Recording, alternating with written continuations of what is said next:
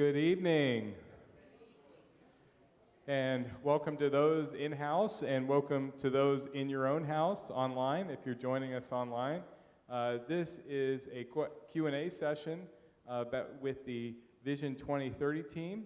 Our chairperson, Bob Simmons, is going to explain the process we've been through so far and our next steps in our Vision 2030 process.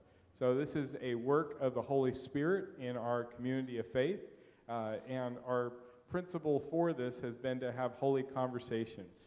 We're looking forward to a holy conversation with you this evening.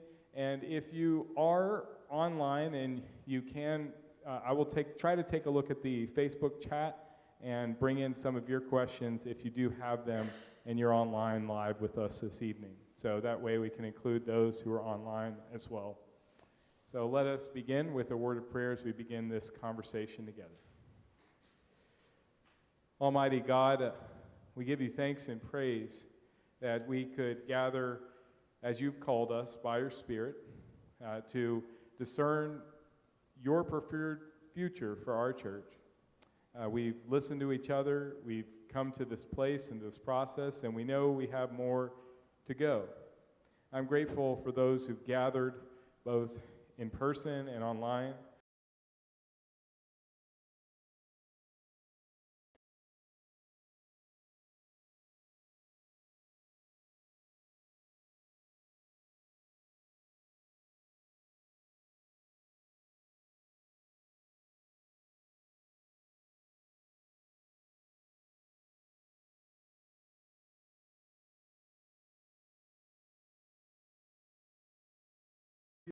On that before we do some other things. The mission statement has to be our mission statement. It cannot be one that David or I wrote and gave it to you and said, that's your mission, or any other thing. It is a holy conversation we must hold amongst ourselves. That's important to keep about it, so we will go through that. As we have talked to other people about that, though, we've found out people always have a lot of questions. Well, wait a minute. When we agree to that, then what are we going to do? What's going to change? How are we going to accomplish these things? Any question is fair at any time.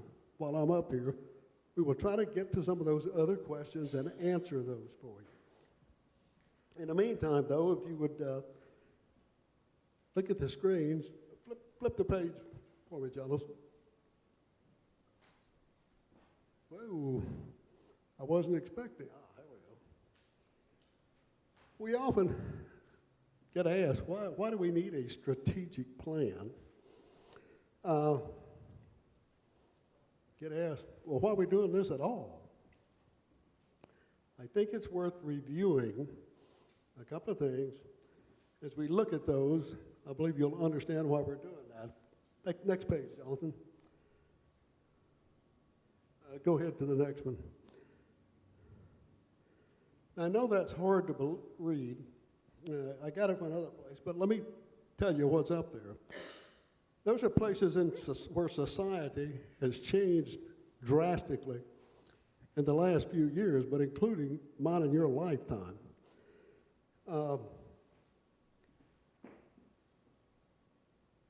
We are in what's called a post-Christendom era. I encourage you, go Google that sometime and look it up. But what that means,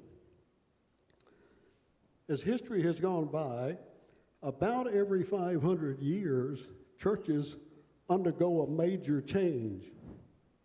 The last time that occurred was the Protestant Reformation. That was about 500 years ago. So look that up, but there are lots of things happening out there. I know that that's hard to read, but the generations have changed considerably. Things are very different than when most of us grew up back in the 40s, 50s, and 60s. One of the biggest changes is social media. All right? Used to be, preacher would get up and make a point, and if if you didn't believe that, you were going to have to go down to the library and do a lot of research to see if he was really giving you the skinny. Today, a person can pick up their cell phone and check it out before they ever walk out the back door. It's a very, very different world. The younger generations, and that's everybody younger than us here, expect very instantaneous answers for things. They don't click the way we do. They are the future, though.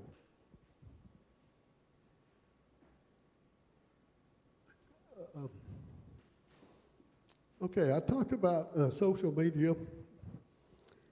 I probably don't have to say too much for all of you to realize there is significant political discord in our world today. That can be confusing, and younger people look at the church and where do they stand on those things? Those cause us problems. Of course, we just went through COVID. That's pretty minor. I'll show you some other things. It wasn't minor to us, it was a big deal, but we look back. Big problem we have is our own limitations of thinking of what we can and cannot accomplish. A lot of reasons for that. Flip the page, Jonathan. And what that diagram I'm showing you is our church. And it runs from about 2004 up through 2021. Okay? Get you something more accurate. This is our membership. And this is our Sunday morning attendance. Now here is 20 and 21. You can see the impact of COVID in Sunday morning attendance right there. But I want to focus your attention on our membership. It has a steady downward trend. Flip the page for me, Jonathan. And if you just draw a straight line out through there, about 2048, it gets down to 0. Flip the page one more time, Jonathan. Churches over their lifetime do not proceed down a straight line. It tends to be a bell curve. That is, when it would be a straight line here, things happen. I'll show you some other things, but those who look at that tell us it won't be 25 years from now. If we don't replace the younger generations, Generation X and millennials, if we don't get them involved in the church, 10 to 20 years from now, we won't exist. It's just, that's where we are.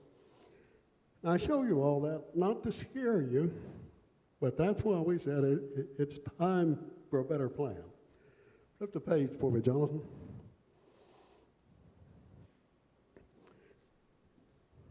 We need to do something, and we need to think strategically. Now, when I say strategically, there's 2 or 3 kinds of planning in the world. One of them that we're most familiar with would be problem solving. We got a roof up there that's collected mildew for many, many years. It needs to be clean, so we put together a plan to get it clean. That's problem solving. Sometimes we have to do long-range planning. We got more on our plate than we're going to handle in 1 year, so we've got a plan to do something now, something later. 6 months ago, 9 months ago now, we invested a lot in a brand new parking lot. We also need to do a lot of maintenance on the structure at the top of the church here. So we plan to put that off. That's long-range planning.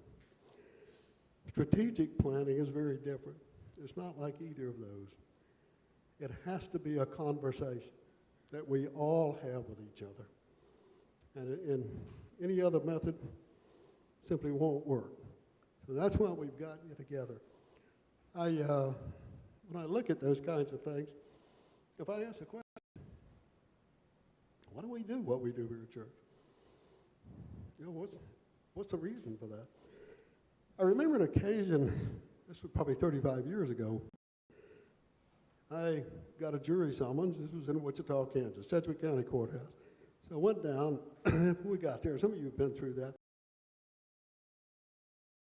how things would work and how they would pick people and what we could expect, etc. And in the process, he said, almost everything we do here is driven by the 30-year rule.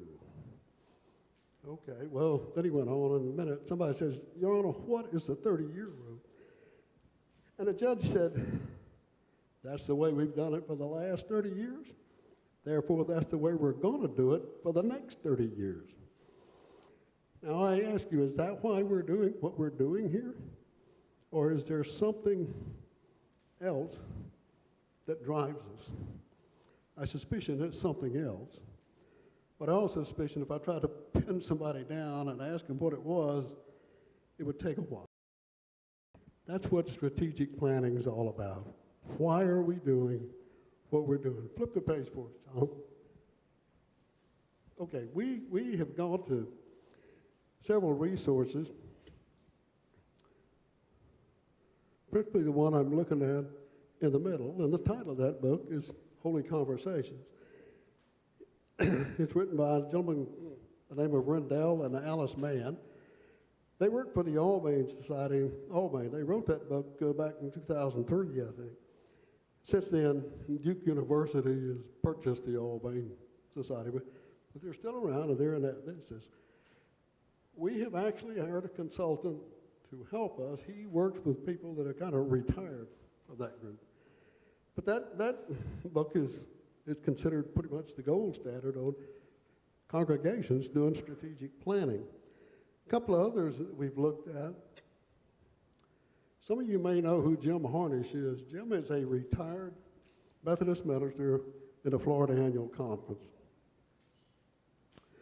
When he was preaching, Jim is known most for having started the largest church in Windermere. And he left there and went to a dying Hyde Park in Tampa and revived it.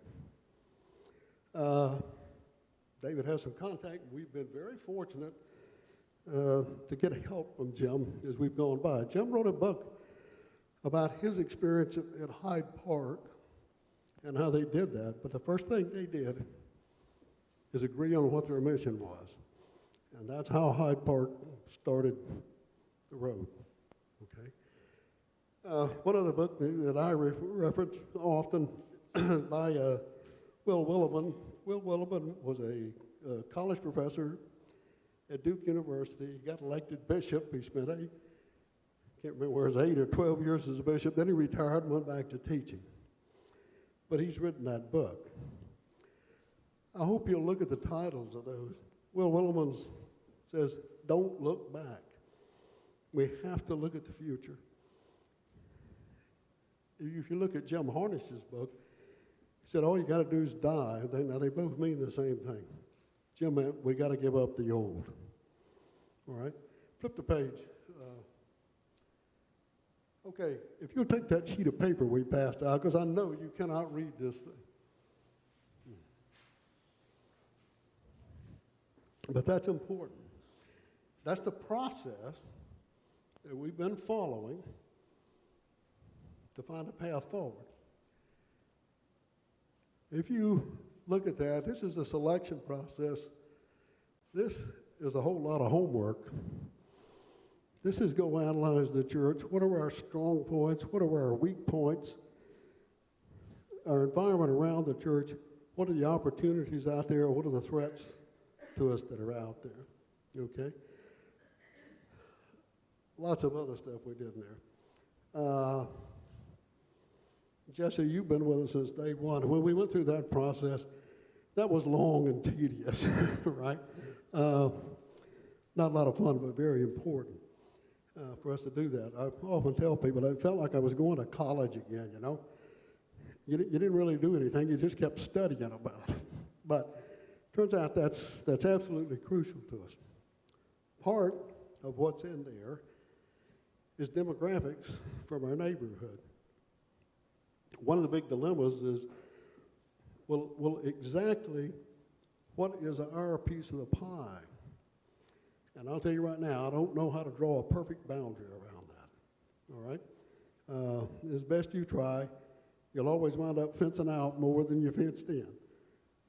But for the most part, it includes our town, includes Eustis, goes south, kind of down by the church that Brian's in, and then it goes over in the Kelly Park area. There are no other mainline churches in that area.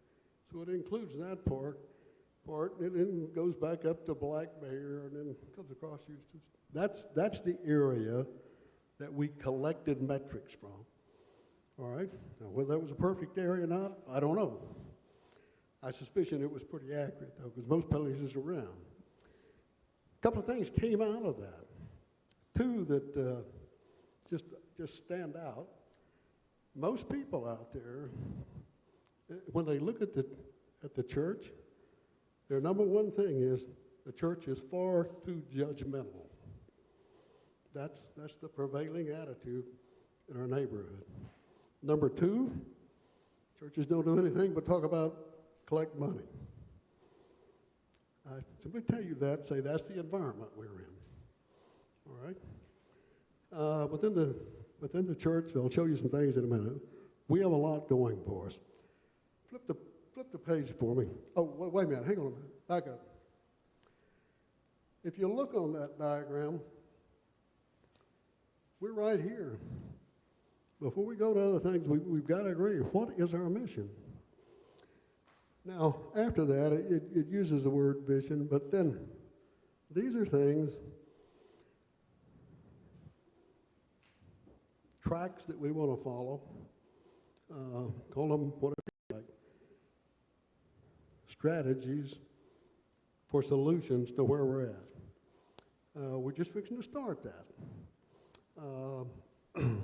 Very fortunate minute video that I'd like to show you in a minute that the consultant we've hired to help us through that process will come out and I think he does an excellent job of explaining that process.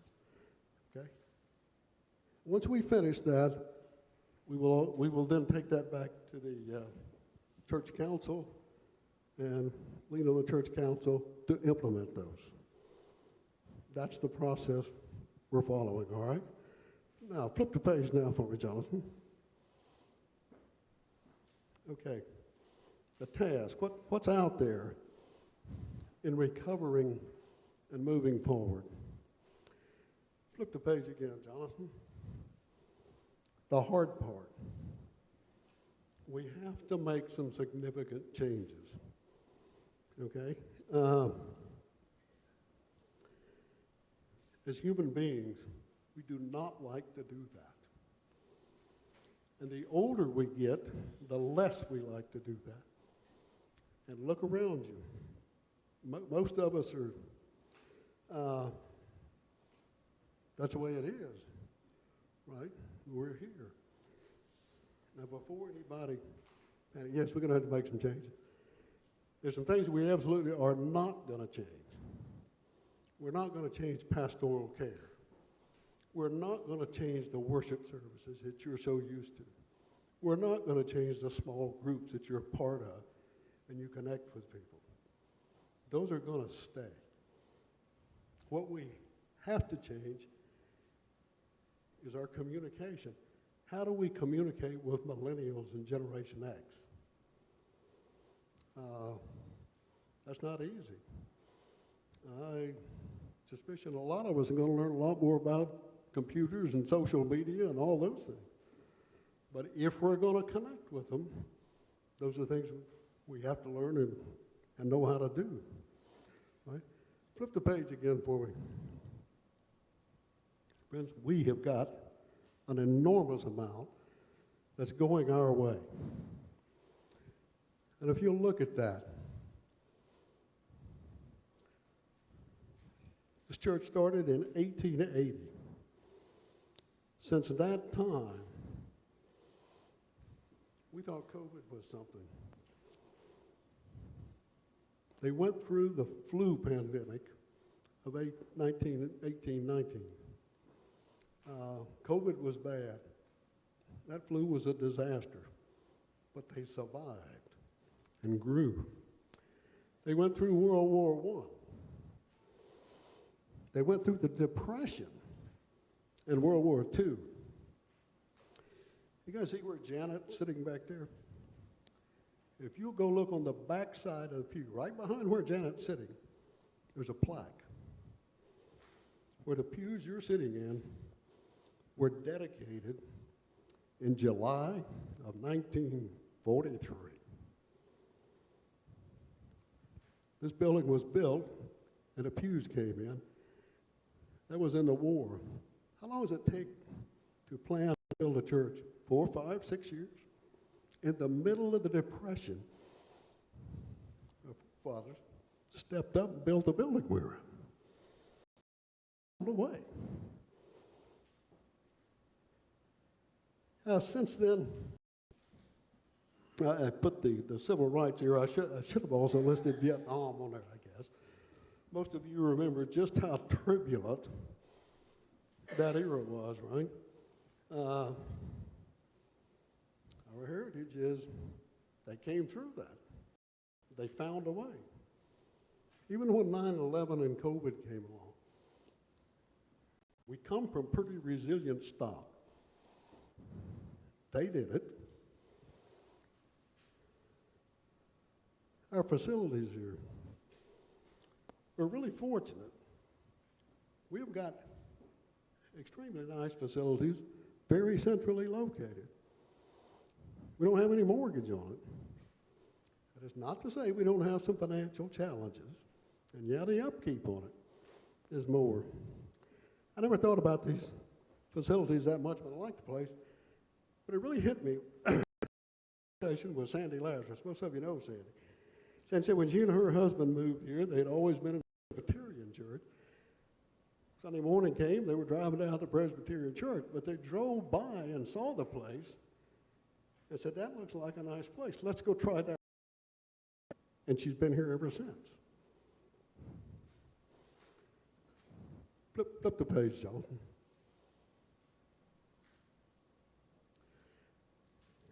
Our finances. Guys, we have some challenges, but we're current and meeting our budget. We don't have a big indebtedness. We are way fortunate than most with the endowments that we have. Right? There's some other things going here.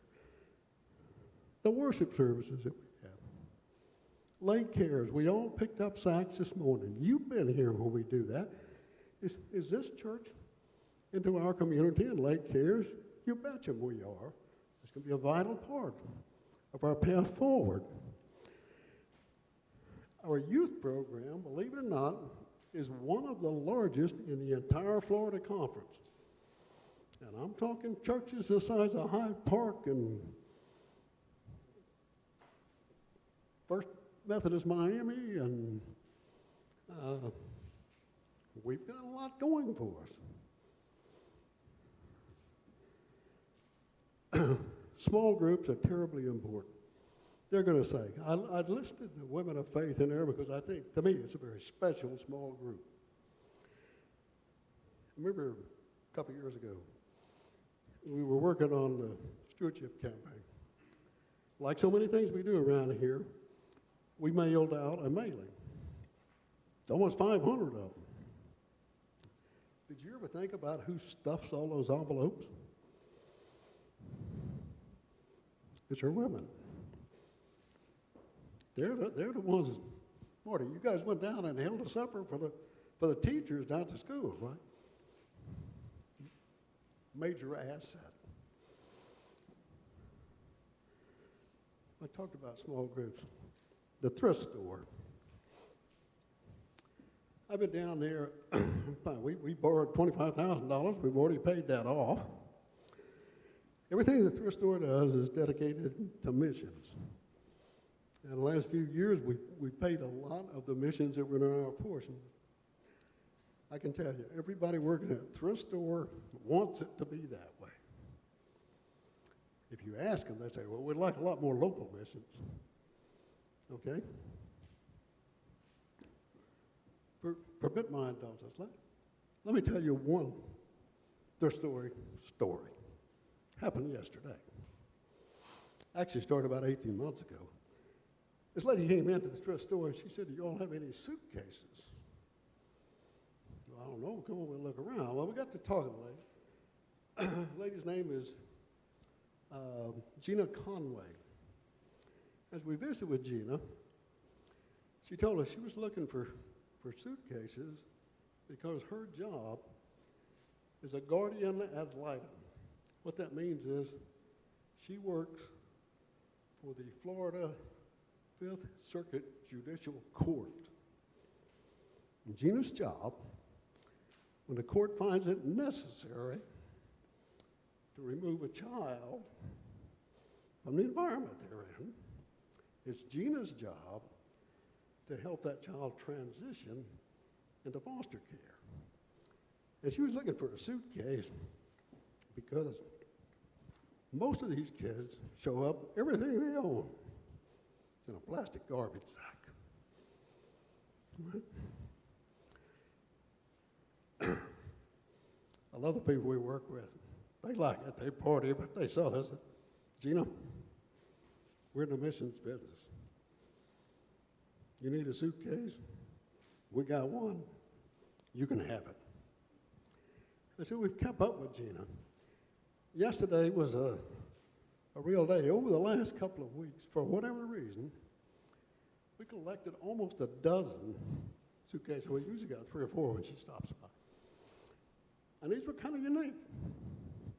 Variety of colors. Pink one. You could see a little girl. Okay. Surely there was one that had a gator in the University of Florida on it. I'm sure a little boy. Somewhere, right? Well, anyway. Yesterday, Gina stopped by. We told her she picked up suitcases.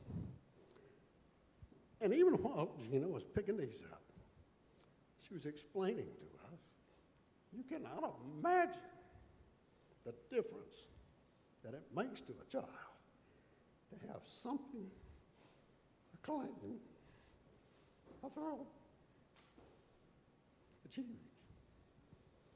Well, we had a dozen of these.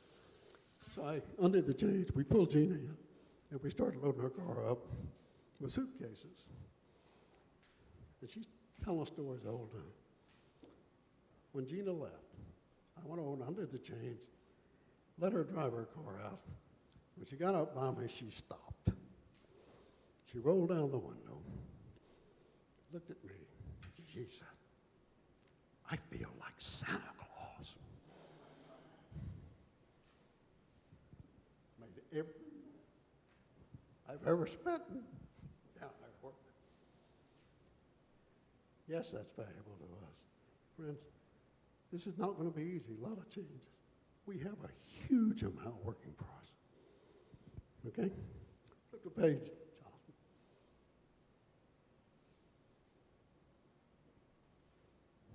You there? Ah. The strategic plan.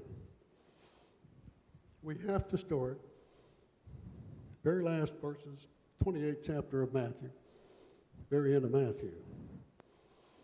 The Great Commission. Where do we go? That's where we started working. And now, if you would, get that piece of paper and flip it over. Flip the page again, Jonathan. Now, I know you can't read that up there. That's why we put it on the piece of paper. That is the mission, vision, and value statement that the committee has generated with a lot of conversations. Most of you remember last fall, we went around to every small group that we could. We went to small groups because we wanted people to talk to us, and they're a whole lot more likely to speak up in a small group than a great big setting, even this limited number. We've worked on that. We kicked it back and forth. We made a number of changes, but we ultimately landed with what you see. And the big question is, the reason we first called this meeting, the thing that's mostly in front of us, the 25th of this month, that is the Monday night of Holy Week. You're aware of that. That's night the church council meets. And we've gotten the church council, David, have we got all the conditions met with the D? Okay, we have to go to the district superintendent and get permission to hold a church conference. Now, why is a church conference important? In a church conference, every single member of the church votes. So I'm urging you all, be there and vote. That's important to this committee because for all the work we've done on that, we want to know this is our mission statement. It's not the committee's. It's not David's. It's ours. All of us. I will tell you something. To be there and vote, you got to meet two conditions. To vote, you must be a member of the church. All right? Number two, you must be physically present. That comes straight out of the discipline. All right? So, if I don't do anything else, I urge you, be there. If there's something in there that we ought to change, speak up and say so. I can't remember throwing anything out yet. I mean, every time somebody came to us, we try to get it right. Okay? Okay. I'm sure you got questions. Okay. So we agree on a mission, vision, and value statement. What happens next? I want to go through that statement with you a little bit and talk to you a little bit about what's in there. And when I finish that, we've got about a 10-minute video that the consultant we hired to help us through the next steps has done for us, and I think he does a better job of explaining what we're going to go through than I could. But if you will look at that mission statement, under our mission, where it says, love God by, that whole set of statements is us, a church as a community. How we live with each other and what we do. The love others by is our greater community that surrounds Mount Dora. That was what we intended to address. I will let you read that, and yes, we will take feedback on that. Our values. That's incredibly important. As we saw it, we are traditional Methodists. And we will continue to be Methodists and the traditions of Methodist beliefs and the customs and celebrations that we're used to. Yes, it's a value to be faithful to our commitments. We must be welcoming to our neighbors. I think we have two hurdles to get over. Number one, probably the most important, is learn how to communicate with and connect with millennials and Generation X. If you go through all the metrics that we did, and by the way, if you look on that other side, the blue link down at the bottom, if you'll go to that, everything our committee ever did is in there, including the metrics of our community. I warn you ahead of time, that's a lot of data. Okay? But it's there, and you can go look at any of it at any time. David's kind of arranged that. I think most of us would be able to navigate. If you get stuck, give us a call. We'll help you go through there and find it if you want to look at that.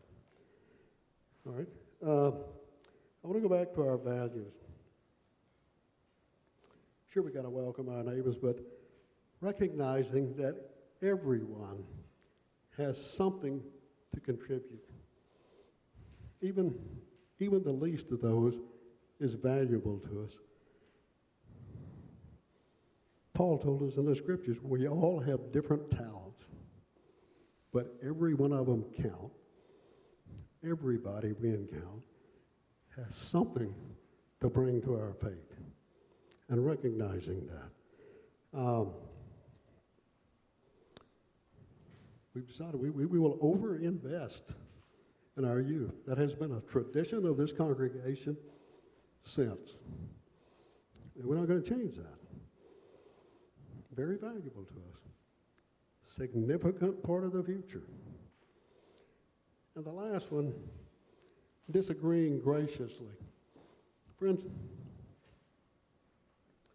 if there's more than three people in a room, there are different opinions in the room. I'm going to argue with you that that's a healthy situation.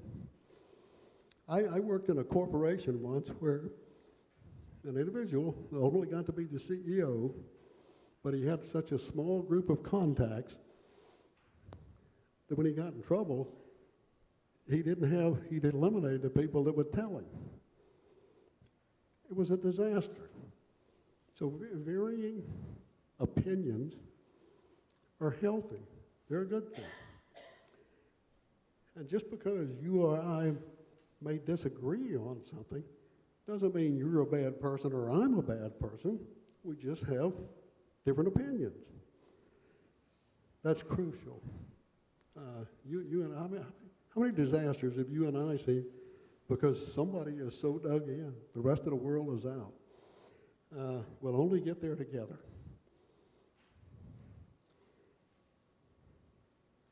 You can read the rest of that. But that's how we got to where we are on this. That's what it is. Now, are there any questions there? And I'm going to have. Hello, my name is John Wimberly, and I'm the consultant that your folks have hired to help them, coach them, guide them in the last part of this strategic planning process.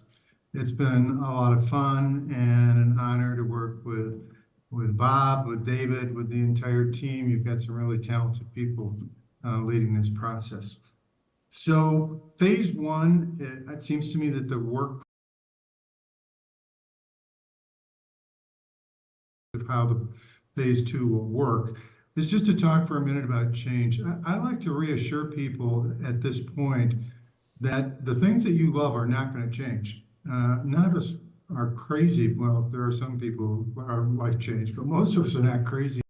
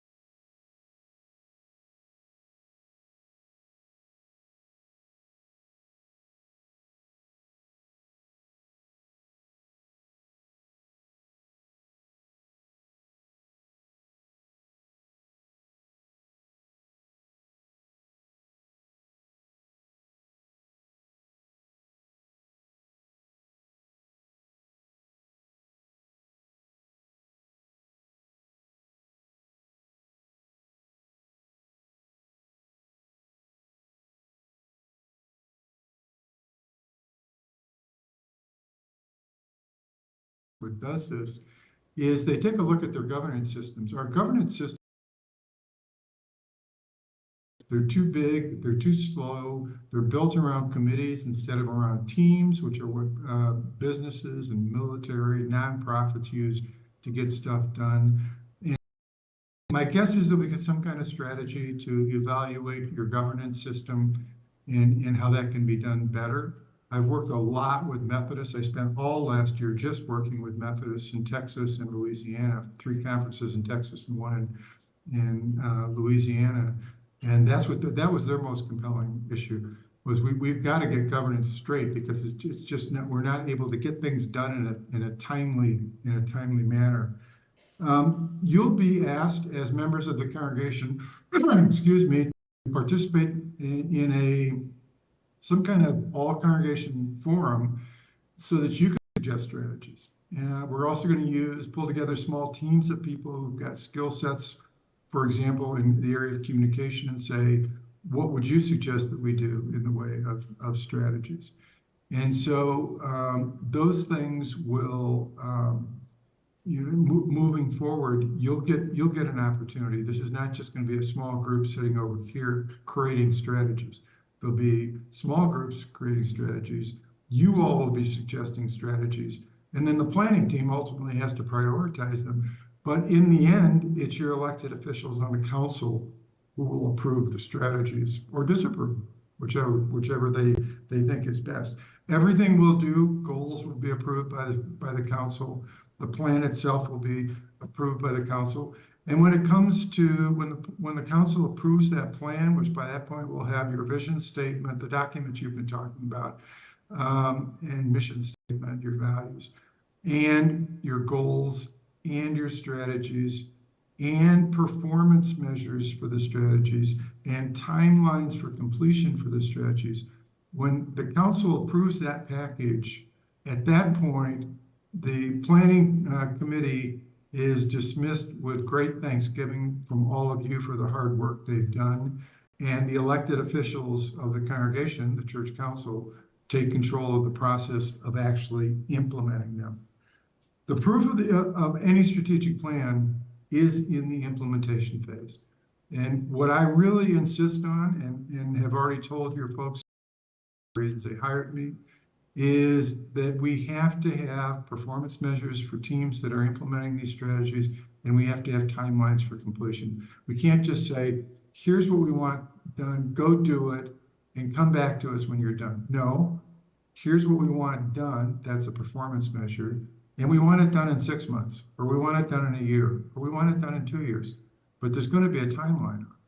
And if things don't happen within that timeline, the team comes back to the council and says, we need more time, or maybe that we need more resources, who knows? But there'll be a dialogue between the council and these teams that are working on it. But that's how you get things done. You don't assign it to existing committees who've already got a full workload. You set up very special small teams and say, get it done. So that's the process in a nutshell. And I think you're going to be very pleased with what we come out with. Bob and David are doing a good job of diversifying the working on all of this. And by diversifying, I mean getting more people from the younger generations involved in this. We really don't want a bunch of people my age, I'm a boomer, sitting around talking about what Gen Z and millennials may want. We need to get them on the committee and they can say, this is what we want. Okay. So that's the way it's going to go. I look forward to working with you, and thank you for giving me this opportunity.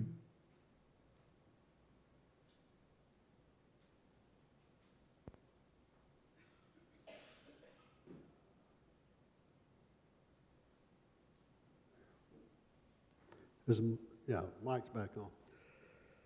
Councilperson, and our goal right now is to look at the goals and the strategies and have a package that we can go back to the church council with by Memorial Day. That's not a long time, but we're there. I'm not going to second guess what will come out of that, but I suspicion a huge number. Well, Bob, I just wanted to point out that, this might be a subtle change, but one thing John suggested to us, and actually our church council chairperson, Bob Van Cura, has brought it up, is how do we put into the loving others part local and global missions. We can assume that we're doing that because it's a big part of our heritage, but it's not stated. So perhaps we might need to tweak the love others part by incorporating something about serving in local and global missions and just stating it right on the page. I don't know. Sorry to add that. It just occurred to me. So I don't know. What do y'all think? Yeah. So I see some nodding in agreement. Yeah. Anybody have any other thoughts or suggestions? Because that's what we brought you here for.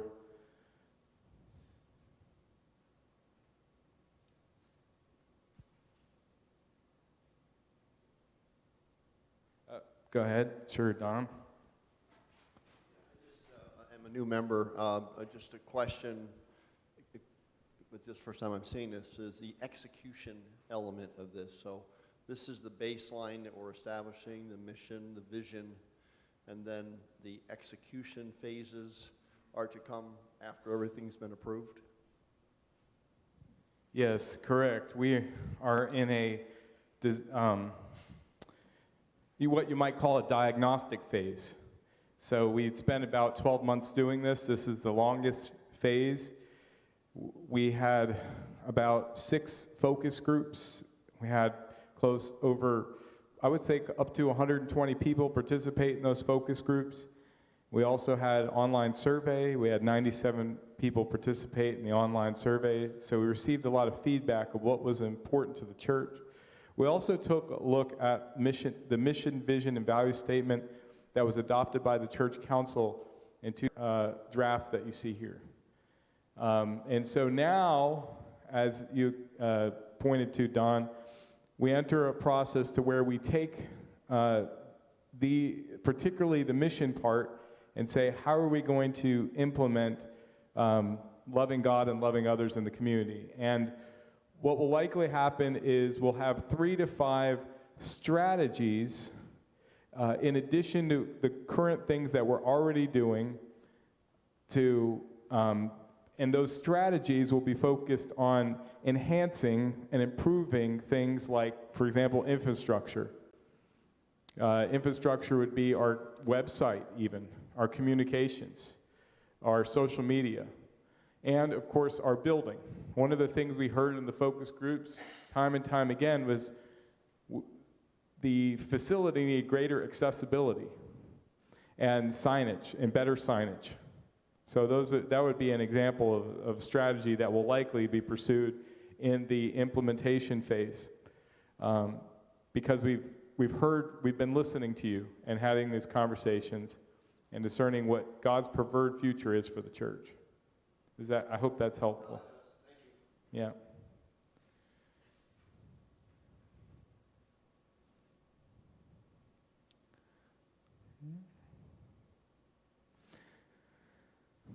Well, anything else? Did you want to add anything else, Bob? Okay.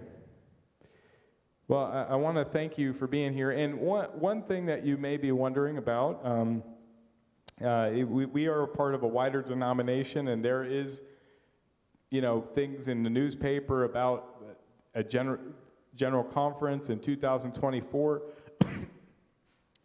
We will probably have a time, I've been talking about it with the church council, we'll address specific questions about what comes out of General Conference 2024. I myself am not a delegate for that conference, so I cannot tell you what will come out of that conference, but there are a few things that are being discussed, and since there is a congregational meeting, I'd just like to briefly address that. So one, the United Methodist Church is a global denomination of about 10 million members. And so there are about 5 to 6 million in the United States. It, of course, is decreasing.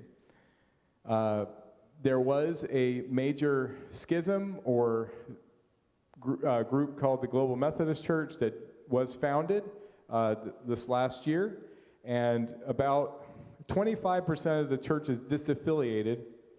And of the quarter that disaffiliated, there was a deadline at the end of the last year, December 31st, 2023. Only about 50 to 60% of them actually reaffiliated with the Global Methodist Church. So that meant that the vast majority of those churches that disaffiliated did not see value in being in a connectional church. And a connectional global denomination may have been something that was very relevant in the 20th century. So it has to be redefined about what that is. So the General Conference will likely have something called regionalization on the table. That would mean that the United Methodist Church might look more like the Anglican Communion, a loose confederation of churches in different regions and nations. How that will look, I don't know. If that gets approved, I can't tell you if that will get approved or not, but that is being proposed. And then some things that have been discussed.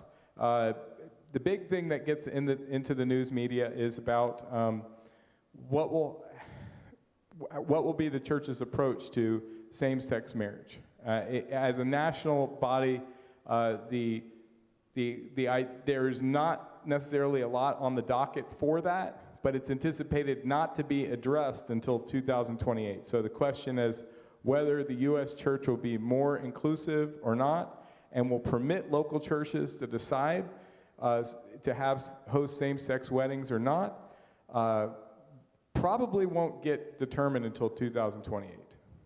That being said, I fully expect that it will be left up to the local church trustees to determine, each local church will determine its marriage policy. So for the time being, we've envisioned, and knowing our community, listening to you, that a traditional view of marriage is important to the vast majority within this congregation. The things that will not change at the General Conference are constitutionally written into the Book of Discipline, are core doctrines of the United Methodist Church.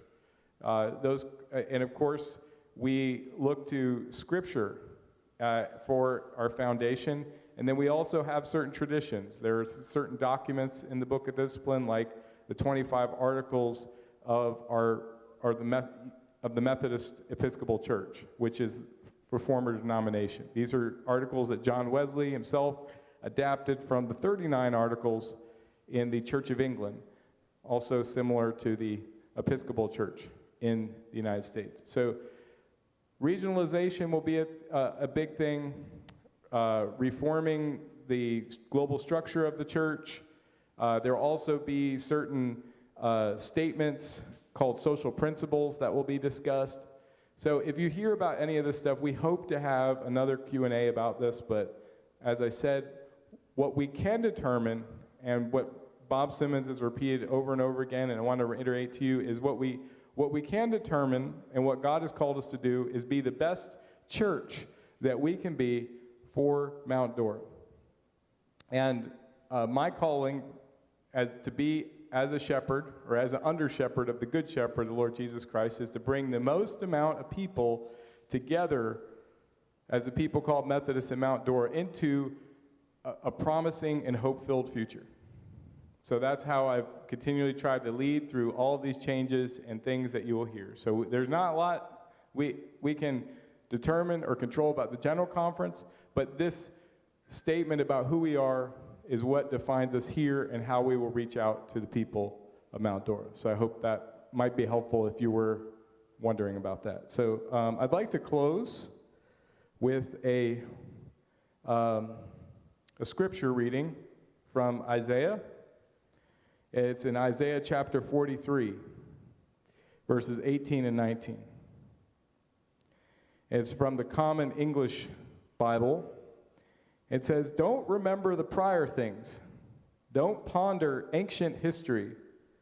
Look, I am doing a new thing. Now it sprouts up. Don't you recognize it? I am making a way in the desert, paths in the wilderness." So the Lord is making a new way for us. And I'm grateful for your attendance here and attention online. And I'd like to offer a closing prayer and blessing as we go forth. Lord God, there is a lot of uncertainty in our world today. And yet, oh Lord, your promises are true. We sense that a new thing is springing forth in our midst with more clarity and a clearer direction about where we're going as First United Methodist Church of Mount Dora. as we walk together in faith, O Lord. I pray that we could do great things for your kingdom, to love you, O Lord, to give you glory, and to love your people in Mount Dora and around the world. But I ask this all in the name of Jesus, our Savior. Amen. Thank you so much, and thank you, Bob Simmons. Give him a round of applause, and thank you so much to our Vision 2030 team. And Jonathan Stutz also for doing the tech this evening. We appreciate you, Jonathan.